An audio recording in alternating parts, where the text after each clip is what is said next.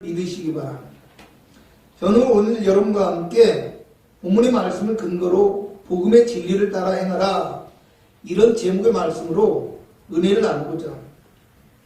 언젠가 파출소 앞을 지나가는데 순찰차에서 두 쌍의 부부가 내려서 경찰관과 함께 파출소로 들어가려다 한 여성이 갑자기 다른 여성의 얼굴에 주먹을 날리고, 그리고 쓰러진 이 여성의 얼굴에 또 발길질을 합니다. 가뜩이나 맞은 여성은 체구도 작은데 갑자기 일어난 일이다 보니까 속수무책으로 대항도 못하고 얼굴이 피투성이가 되어버렸습니다. 그런데요, 제가 거기서 주먹을 날린 여성의 표정을 보니까 갑자기 안타까운 생각이 들었어요. 물론 다친 사람은 말할 것도 없고요. 제가 아주 가까이 있어서 그 사람의 표정까지 다 볼 수 있었는데요, 때릴 때는 얼굴에 아주 분노가 가득했는데 오히려 때린 사람이 울면서 하소연하는 것 같은데 표정 속에 억울함, 속상함, 이런 만 가지 표정이 이루 말할 수 없을 정도로 있는 거예요. 얼마나 그 얼굴을 보면서 안타까운지, 누가 억울한지, 누가 잘했는지, 누가 못했는지 그 내막은 알 수 없지만요, 한 가지 사실은 분명했어요. 이 때린 사람이 자신이 지금 큰 실수를 저질렀다는 것을 알았다라는 거.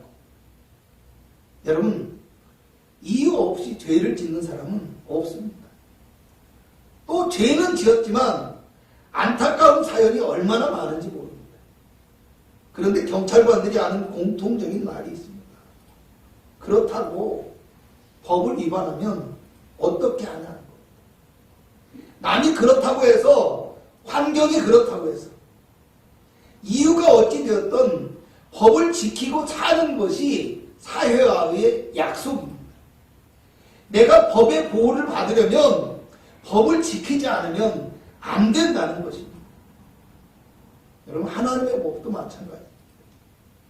하나님을 믿는 모든 그리스도인들에게 또 하나님의 보호와 축복을 받기 위해서 그것을 원하는 모든 성도에게 똑같이 적용되어지는 것이라는 것.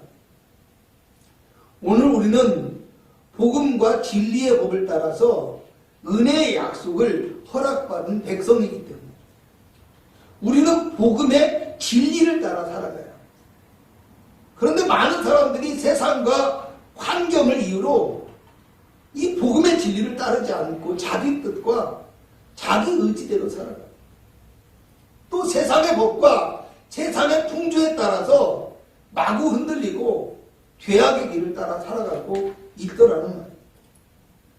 사도 바울은 오늘 갈라디아서를 통해서 성도들에게 십자가의 구원과 복음, 십자가의 구원의 복음과 오직 믿음으로 말미암는 하나님의 의에 대해서 말합니다. 그리고 이 복음 진리의 말씀 외에는 결코 구원이 없다라고 얘기해요. 믿음으로 말미암는 구원의 복음은 결코 변할 수 없는 진리라고 선포합니다. 무엇보다도 그들이 그리스도 앞에 나왔지만요, 아직도 옛 종교의 습성을 버리지 못하고 유대교에서 행하던 어떤 할례와 율법의 조건을 구원의 조건으로 생각하는 이 유대의 그리스도인들, 또 잘못된 교훈을 전하는 거짓 교사들의 이 나쁜 교훈을 반박하고 그리스도의 사람들은 오직 믿음으로 살아야 한다는 것을 주장하고 있더라. 믿음의 사람들이 가장 중요하게 믿고 따라야 할 것은요, 세상의 법이나 사상이 아닙니다. 오직 믿음의 법인 복음 진리의 말씀뿐이라는 것을 기억하시기 바랍니다. 그러면 오늘 저와 여러분은 본문의 말씀을 근거로 복음의 진리를 따라 살아가기 위해서 우리가 알아야 할 것이 무엇일까 몇 가지로 살펴보고자 합니다. 첫째로, 오늘 바울은 1절에서 14절에 베드로의 행위를 보고 외식함이라고 말합니다. 그리고 복음의 진리를 따라 바르게 행하지 아니하는 것이라고 얘기합니다. 베드로는 오늘 안디옥에 갔다가 그곳에서 이방인들과 같이 식사를 합니다. 그러니까 이방인 그리스도인들을 얘기하는 거예요. 그런데 갑자기 유대인들이 오니까, 특별히 여기서는 할례자들이라고 얘기하거든요. 유대인들이 오니까 그 자리를 피해버렸어요. 오늘 저는 베드로가 유대인이 부정하다고 인식하는 이방인과 함께 식사를 한 것이 문제인지, 아니면 믿음의 법을 따라 살아가는 이 베드로가 이방인과 함께 먹지 않고 꺼리는 것이 문제인지, 이것을 중요하게 말하지는 않겠습니다. 오늘 바울이 베드로에게 책망한 문제는요, 베드로의 외식이기 때문입니다. 외식은 첫째로 겉으로 하는 행동과 속으로 하는 생각이 다른 것을 말할 수도 있습니다.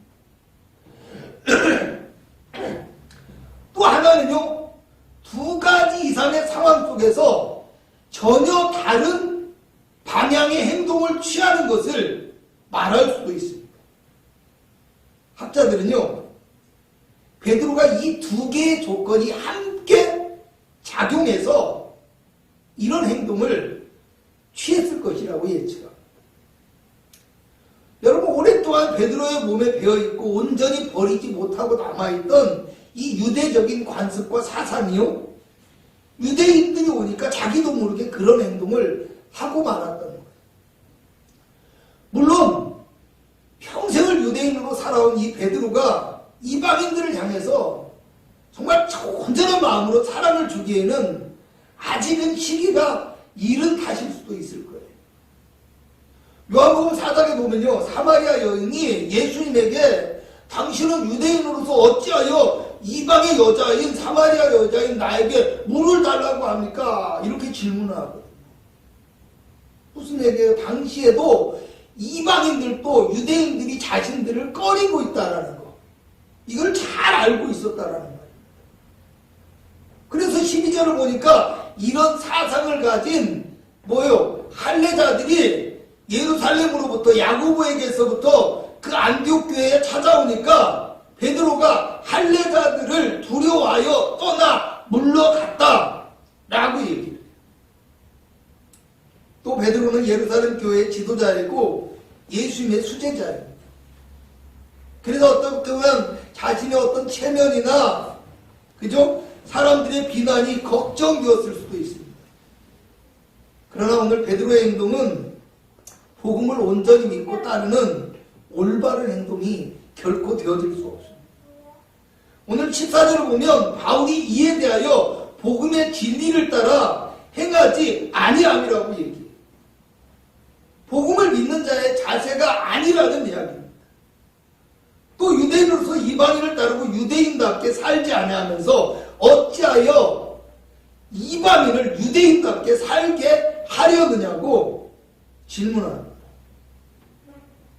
여러 해석이 있을 수 있지만요, 한마디로 이방인 앞에서는 믿음의 법을 따르는 척하고, 그리고 유대인이 오니까 유대인의 법을 따르는 척하면서, 그렇게 외식하면서 어떻게 다른 사람을 이끌어갈 수 있겠느냐, 어떻게 다른 사람을 전도할 수 있겠느냐, 이런 말이에요. 원래 많은 그리스도인들이요, 하나님을 두려워하지 않고 사람을 두려워합니다. 그래서 하나님의 법보다는 사람의 법을 우선시하는 연약한 모습의 신앙생활을 하는 경우가 있습니다. 사람에게 인정받고 사람을 의지하다 보니까 사람들의 비난이 두렵고요, 사람들의 여론이 무서워요. 그래서 하나님의 법을 따르는 것을 주저하게 되어집니다. 그래서 믿음의 법을 가졌다고 하지만 마음에는 세상의 원칙이 그대로 남아있어요. 교회에서는 신자이지만 교회 밖에서는 세상의 사람이 되어버려요. 오늘 성경은 교회의 큰 지도자인 이 베드로의 행동이 다른 많은 성도들 뿐만 아니라 바울의 동역자인 심지어 바나바까지도 외식하는 신자가 되게 만들었다. 얼마나 무서운 일이지. 빌립보서 1장 27절에는 오직 너희는 그리스도의 복음에 합당하게 생활하라, 이렇게 말합니다. 28절과 29절에는요, 무슨 일에든지 대적하는 자들 때문에 두려워하지 않는 것이 구원받은 성도의 증거라. 그리스도를 위하여 너에게 은혜를 주신 것은 다만 그를 믿을 뿐 아니라 또한 그를 위하여 고난도 받게 하려 함이라. 이렇게 말씀하시죠. 성도 여러분, 복음의 진리를 따라 살아가는 것이 때로는 두렵고 힘들지라도요, 때로는 우리 안에 있는 옛 습관과 생각이 우리 마음을 혼란하게 만들지라도, 세상이 아무리 우리를 위협하고 또 유혹할지라도 오직 믿음의 법을 따라 온전하게 행하고자 하는 일편단심의 신앙, 저와 여러분의 심령 속에 가득하시기를 주님의 이름으로 축원합니다.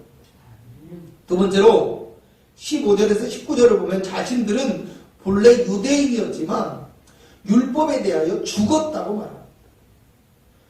율법에 대하여 죽었다는 말은요, 관계가 끊어졌다는 말입니다. 다시 말하면 더 이상 바울의 삶에서 율법이 영향을 끼칠 수 없고 오직 믿음의 법으로만 살게 될 것이다, 이런 뜻이에요. 유대인에게 있어서 율법은 생명과도 같습니다. 그런데 바울은 그 율법을 버렸습니다. 왜 그랬습니까? 19절에는 이는 하나님에 대하여 살리함이라고 얘기해요. 빌보서 3장 7절에서 9절의 말씀을 읽어보도록 하겠습니다. 그러나 무엇이든지 내게 유익하던 것을 내가 그리스도를 위하여 다 해로 여길 뿐더러 또한 모든 것을 해로 여기면 내 주 그리스도 예수를 아는 지식이 가장 고상하기 때문이라. 내가 그를 위하여 모든 것을 잃어버리고 배설물로 여기면 그리스도로 얻고 그 안에서 발견되려 하니 내가 가진 의는 율법에서 난 것이 아니요 오직 그리스도를 믿음으로 말미암은 것이니 곧 믿음으로 하나님께로부터 난 의라고 고백합니다. 이제까지 자신이 지켜온 규범이나 원칙, 선한 행동, 고상한 지식들은 하나님의 구원을 받는데 아무런 도움이 되지 않는다는 말입니다. 로마서 3장 20절에는 그러므로 율법의 행위로 그의 앞에서 의롭다 하심을 얻을 육체가 없나니 율법으로는 죄를 깨달음이라고 말합니다. 어느 누구도 자신의 노력과 공로로 의롭게 될 수 없고 또 오히려 율법이나 각종 규범들이 인간의 약함과 죄됨을 드러나게 만들 뿐이라는 것. 요한 1장 8절에 보면 만일 우리가 죄가 없다고 말하면 스스로 속이고 또 진리가 우리 속에 있지 아니하다고 얘기해요. 그래서 바울은 오늘 18절에 내가 다시 율법을 행하면 내가 나를 범법한 자로 만드는 결과가 될 뿐이라고 얘기해요. 그래서 율법에 대하여 죽었다라고 고백하는 거예요. 율법과의 관계를 단절해버리고 오직 믿음의 법만을 따르겠다라는 것을 의미합니다. 여러분, 오늘 바울이 이 고백을 통해서 옛 규범인 율법과 새 규범인 믿음의 법은 어떤 경우에도 함께할 수 없다고 이야기합니다. 갈라디아서 1장 6절에서 9절에는 다른 복음은 없으며 누구든지 예수 그리스도의 십자가 복음 위에 다른 복음을 전하면 저주를 받게 될 것이에요. 오늘 우리는 초대교회의 거짓 교사들과 같은 이단들이 우리의 삶에 가만히 들어와서 어떤 인간적인 논리나 친절을 앞세워서 그리스도인들의 마음을 빼앗아가는 것을 경계해야 합니다. 하나님을 두려워하지 않고 세상의 명예, 권력, 세상의 영광을 쫓아서 사는 사람들이 그럴싸한 유혹과 그럴싸한 말을 할 때 그 말에 넘어가서는 안 돼요. 오늘 성경의 18절에 헐었던 것을 다시 세우면 스스로 범법자가 된다, 이 말은요, 오늘날 그리스도인들이 세상의 규범, 세상의 관습으로 다시 돌아가고 세상 풍조와 사상을 따라가게 되어지면 하나님 앞에 다시 죄인이 될 수밖에 없다는 것을 의미합니다. 그러므로 오늘을 살아가는 성도는요, 그리스도인다움이 있어야 돼요. 그리스도의 사람이 되어야 되는 거예요. 세상의 달콤한 유혹이나 세상의 규범을 따라서 살아가는 것이 아니라 그 모든 것들을 단절해버리고 오직 주님만을 바라보는 믿음의 법을 따라 말씀을 지켜야 할 줄 아는 복된 심령이 될 수 있기를 축원합니다. 세 번째로 20절에 내가 그리스도와 함께 십자가에 못 박혔고 내 안에 그리스도께서 사신다고 고백합니다. 여러분 빌립보서 2장 5절에는요. 너희 안에 이 마음을 품으라. 곧 그리스도 예수의 마음이다. 이렇게 말씀합니다. 여러분 십자가는요. 우리를 향하신 주님의 마음입니다. 십자가는 기독교 신앙의 중심이고 핵심입니다. 여러분 지금 온 세상의 모습은요. 분노를 쏟아내는 용광로와 같은 모습과 형태를 보이고 있습니다. 사람들은 자신의 분노에 정당성을 부여합니다. 자신들의 분노의 합리화를 만들고 정의롭다고 주장하면서 스스로 위안을 받으려고 합니다. 서로가 용서하지 못하고 비난하고 공격하고 모든 것을 타인의 잘못으로만 돌리고 자신의 책임을 외면하고 자기 이익만을 위해서 그 이익만을 추구하면서 살아가고 행동하더라는 겁니다. 그럼 사회적 책임이라는 것은요. 문제를 예방하는 데 있어서도 필요하지만 문제가 생겼을 때 그것을 함께 책임지고 감당할 수 있는 것까지를 포함하는 거예요. 할렐루야.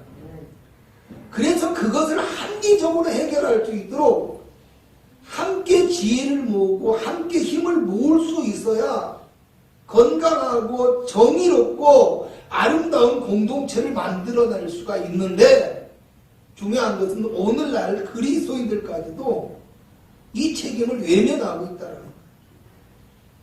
그리스도인들의 진정한 책무는 사랑이고 그 사랑의 결정체는 무엇입니까? 십자가예요. 단순히 사랑하지 않아도 되는 것까지 사랑하는 것이 아닙니다. 사랑할 수 없는 것까지 사랑할 수 있어야 십자가의 사랑이 이루어져요. 그런데 세상의 사람들과 똑같이 정죄하고 판단하고 공격하고 정의라는 어떤 이름 그거 하나면 십자가의 사랑도 얼마든지 외면하고 폭력과 분열을 부추기고 파멸의 길로 나가는 것도 주저하지 않는 모습을 보일 때가 있더라는 것. 때로는 주님의 몸된 교회 안에서까지도 사랑 없고 용서 없고 자비 없는 그저 자기의 의만을 나타내고 주장하는 복음의 정신과는 전혀 다른 모습과 행동을 하더라는 거예요. 바울은 오늘 20절에 이제부터는 십자가의 그리스도를 믿는 믿음 안에서 살겠다고 합니다.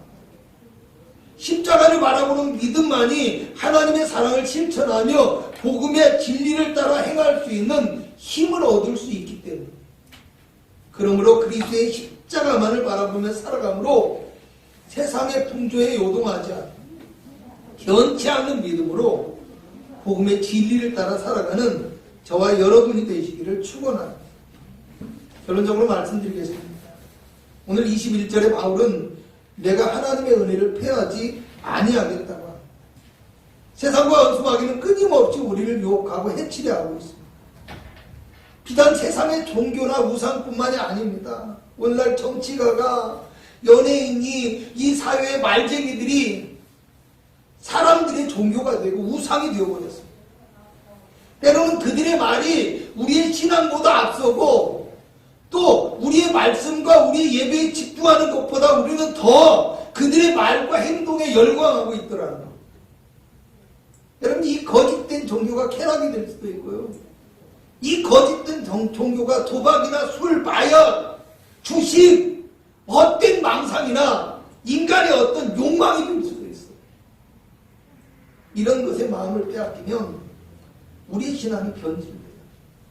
우리의 삶이 망가져요. 그래서 우리를 그리스도의 사랑에서 멀어지게 하고 그리고 하나님의 은혜를 누리지 못하게 만들 수도 있다는 것을 기억해야 된다. 그래서 사도 바울은 세상의 어떤 유혹과 유혹 속에서도 흔들리지 않고 오직 십자가만을 바라보며 생명을 다해서 복음을 증거하겠다고 고백합니다. 여러분, 온 세상이 공통과 공포에 떨고 있습니다. 예배가 훼손되고 우리의 신앙이 공격받고 있고요. 믿음을 지키기 힘든 말세와 같은 세상을 살아가고 있습니다. 하지만 저와 여러분은 오직 십자가만을 바라보시기 바랍니다. 복음의 진리만을 따라서 살아가고 그렇게 해남으로 오늘 우리를 하나님이 인정하심과 축복이 있는 고귀한 삶으로 나아갈 수 있기를 주님의 이름으로 축원합니다. 기도하겠습니다.